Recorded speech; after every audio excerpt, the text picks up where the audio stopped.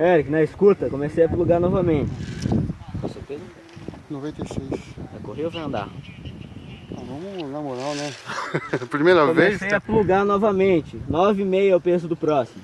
Você vai segurar aqui. Eu vou te levar até o final. Amigão, fica atrás da corda, por favor. Vou te levar até a metade, depois você vai andar até não ter mais chão, tá? Só ir andando. Andou, saiu da pedra, pode soltar as mãos da corda, não precisa ficar segurando. Se quiser virar de frente, só abrir os braços e dar impulso com as pernas. Tudo bem? Vamos lá? E se eu quiser correr agora? Só correr. Vamos lá, vai.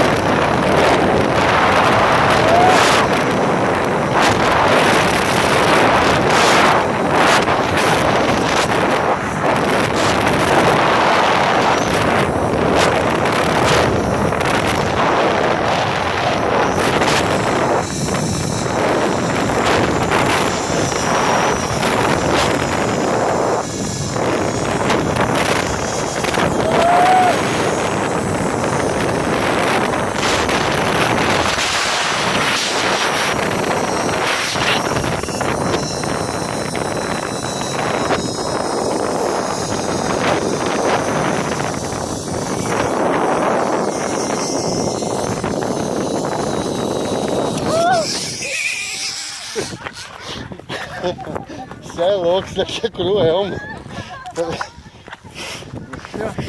Por cima, deu um cagaço, velho.